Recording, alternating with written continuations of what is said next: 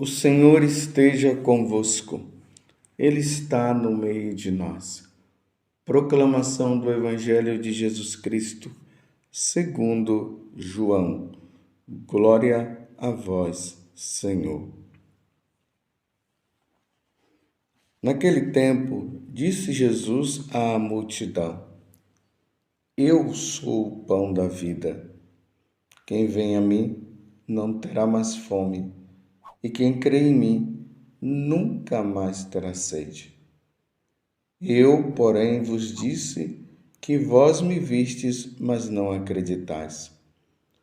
Todos os que o Pai me confia virão a mim, e quando vierem, não os afastarei. Pois eu desci do céu não para fazer a minha vontade, mas a vontade daquele que me enviou. E esta é a vontade daquele que me enviou, que eu não perca nenhum daqueles que ele me deu, mas os ressuscite no último dia. Pois esta é a vontade do meu Pai, que toda pessoa que vê o Filho e nele crê, tenha a vida eterna, e eu o ressuscitarei no último dia. Palavra da salvação. Glória a vós, Senhor. Meus irmãos e minhas irmãs, feliz Páscoa para você. Jesus ressuscitou verdadeiramente, aleluia. Aquele que procurais entre os mortos já não está mais lá. Ele ressuscitou verdadeiramente. Foi isso que o anjo falou a Maria Madalena quando ela foi ao túmulo. E ele fez questão de dizer para ela: olhe lá dentro para você ver. Ele não está mais lá. O corpo de Jesus não foi roubado, não. Aquela mentira que o sumo sacerdote mandou que os soldados espalhassem é uma verdadeira mentira, dizendo: diga para eles que quando vocês chegaram lá o corpo não estava lá porque os apóstolos haviam roubado. Não, os apóstolos não roubaram o corpo de Jesus. Jesus ressuscitou verdadeiramente como ele havia dito. O Filho do Homem será entregue nas mãos dos homens. Ele sofrerá, mas ao terceiro dia ressuscitará. E a Igreja Católica está em festa, comemorando esses 50 dias de alegria. Jesus venceu a morte. Jesus matou a morte. Jesus venceu o pecado. Jesus destruiu o diabo. E esta é a nossa fé e nós cremos. Nós estamos no capítulo 6 do Evangelho de São João.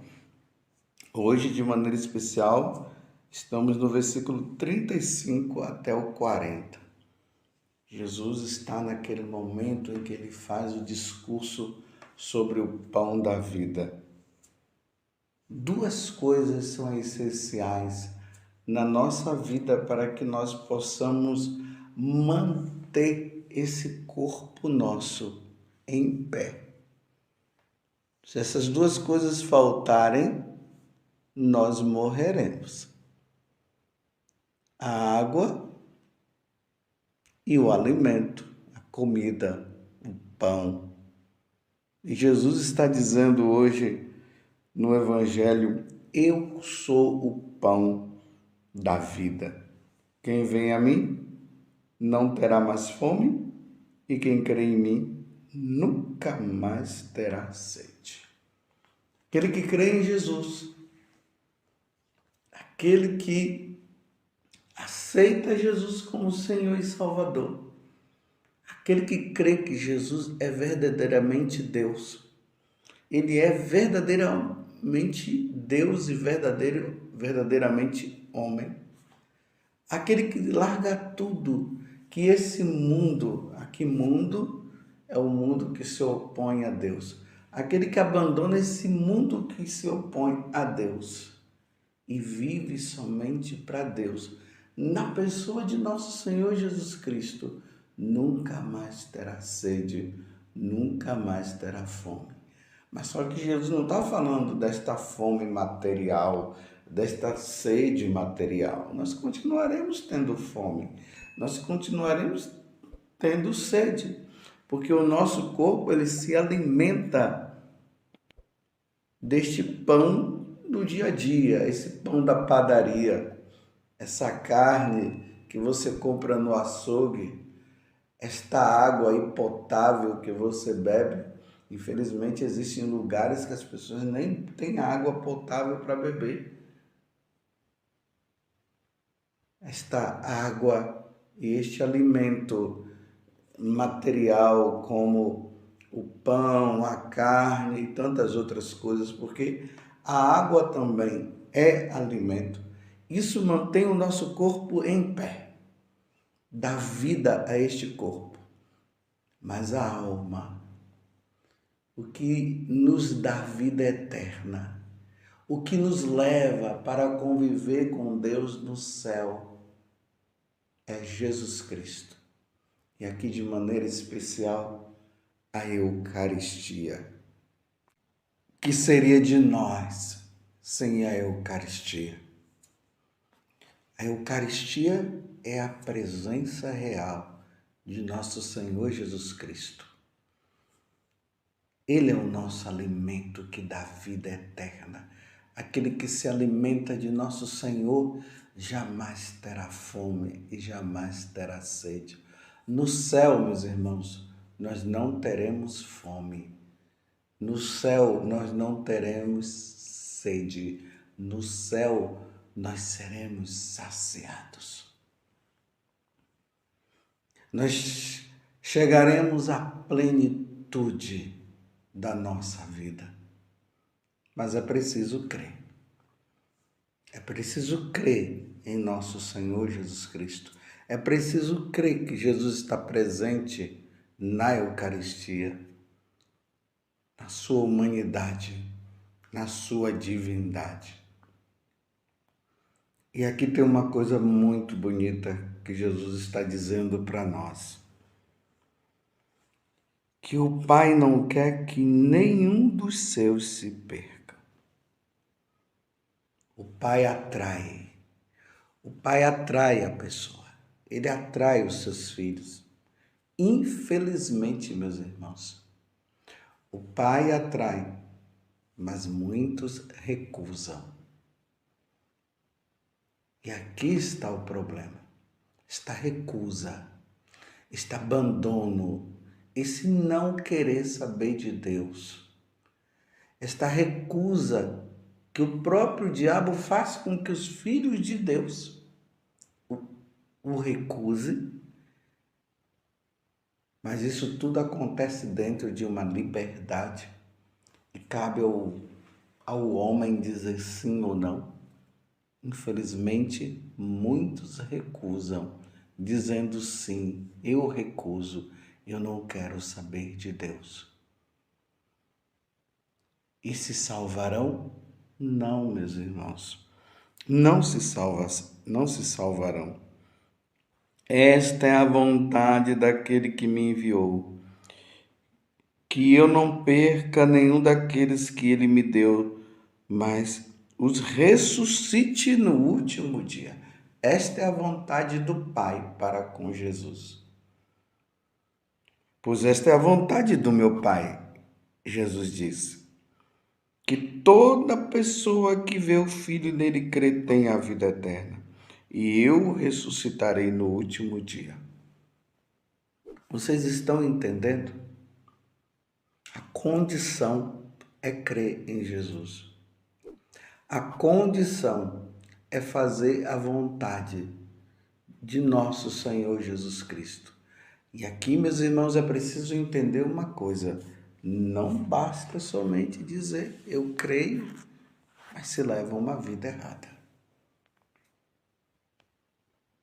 É preciso crer, mas é necessário também praticar. Dizer que é de Deus, dizer que é de Jesus, mas não pratica o que o Senhor nos manda, é viver na mentira. E nós não podemos viver na mentira. Repito, é preciso crer, mas também é preciso praticar o que o Senhor nos manda. Se essas duas condições elas não estiverem, o homem, o ser humano, jamais ressuscitará no último dia. A ressurreição aqui significa jamais irá para o céu. Se perderá para sempre, irá para a condenação eterna. É triste hoje nós ouvirmos por aí certos comentários que diz assim que a pessoa segue Jesus, ela leva uma vida errada, mas ela não quer mudar. Mas diz, não, você é filho de Deus. E se você é filho de Deus, então você está salvo. Bem, tem pessoas que não se batizaram, por isso não se tornaram filho de Deus. E diz, não, mas se você vai à igreja, tudo não tem problema. Mas não é batizado, como é que vai se salvar? Como é que é filho de Deus? Nós só nos tornamos filhos de Deus quando nós somos batizados e nós somos filhos adotivos. Mas ao mesmo tempo nós nos deparamos com aqueles que se dizem católicos, mas vivem uma vida errada. Não mudam de vida. Então essas pessoas às vezes perguntam para sacerdotes, para bispos, e dizem assim, mas a igreja nos acolhe? Claro que a igreja acolhe. Mas Jesus nos acolhe? Claro que Jesus acolhe. Jesus sempre acolheu o pecador. A igreja sempre acolheu o pecador. Mas há uma condição também nessa acolhida. A condição nessa acolhida é que a pessoa largue o pecado. É que a pessoa deixe o pecado.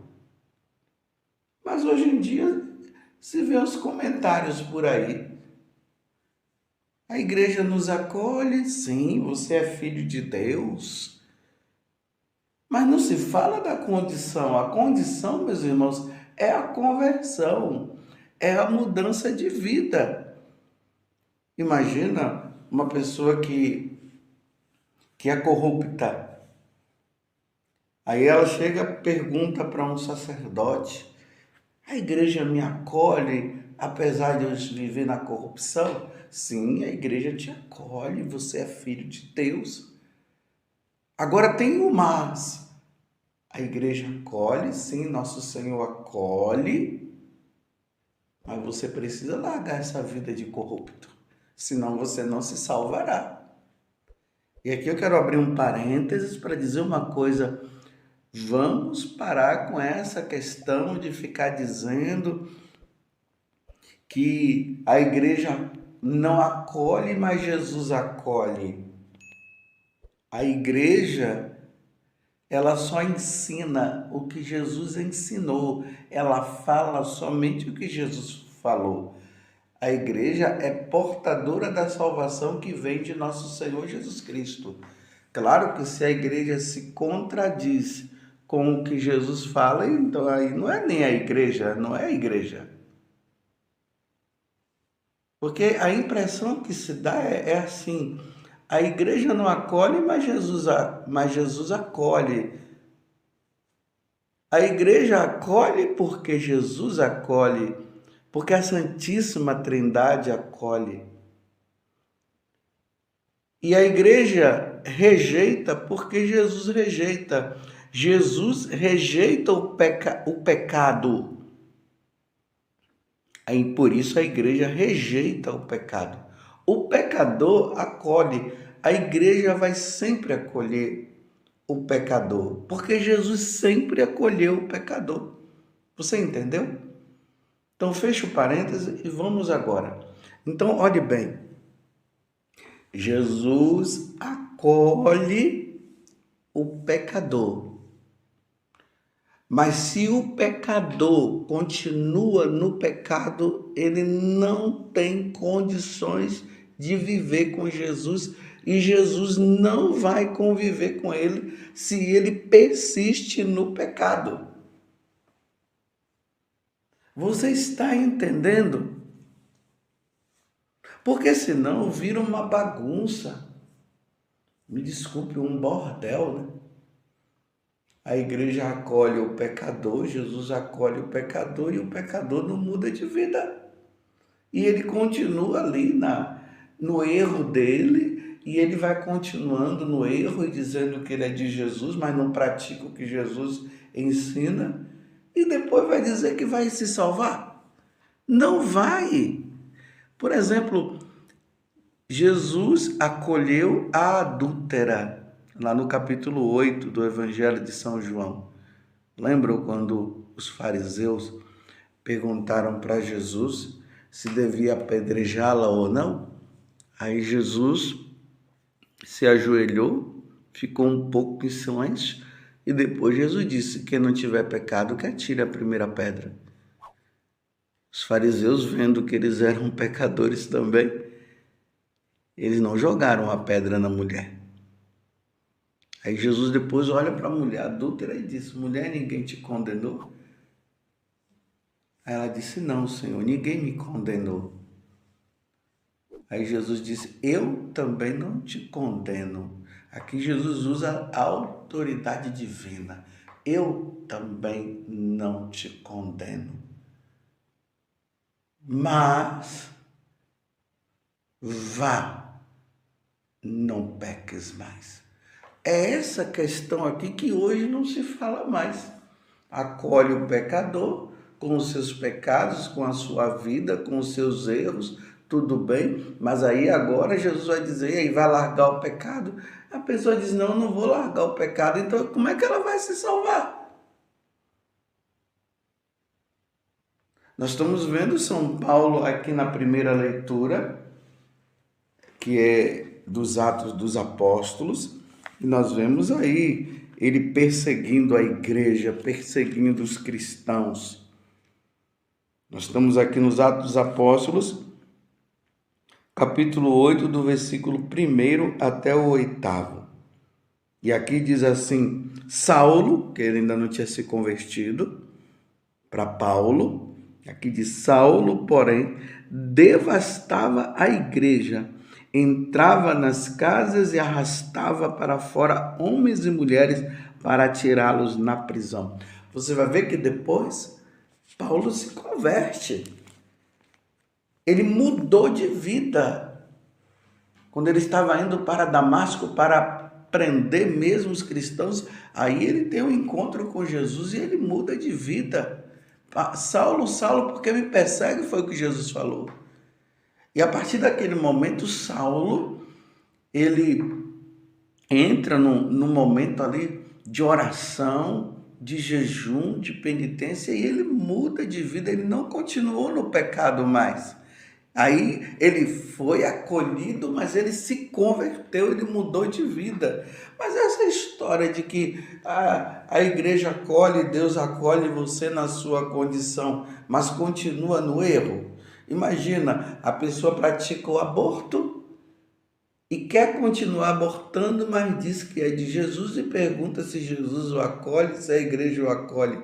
A igreja vai acolher, mas vai dizer, você vai parar de abortar? Porque o problema é a prática abortiva. Aí a pessoa diz assim, não, eu não vou parar, não, eu vou continuar abortando. Então, meu filho, não tem como Deus acolher, não. É preciso haver conversão, é preciso haver mudança de vida. Imagina aquele homem lá que vive com outro homem. E ele quer continuar nesta vida errada, porém ele quer continuar com Jesus. Não, Jesus vai dizer o seguinte, você vai abandonar esta prática de viver com outro homem, porque Deus não vai se contradizer, Jesus é Deus.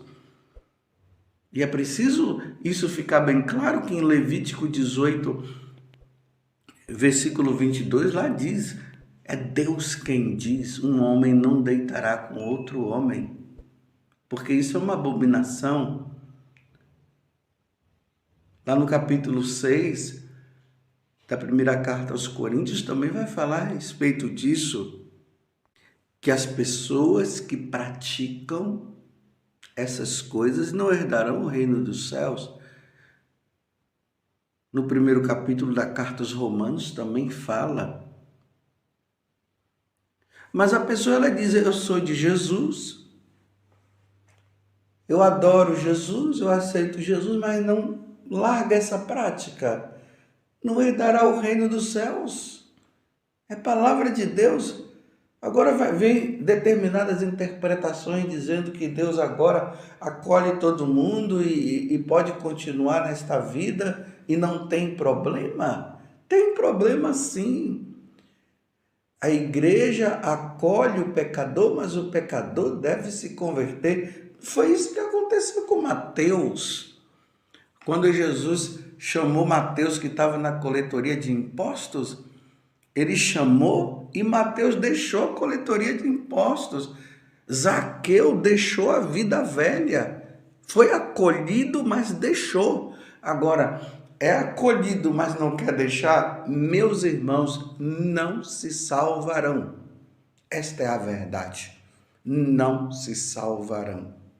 Louvado seja nosso Senhor Jesus Cristo, para sempre seja louvado, e a sua mãe, Maria Santíssima.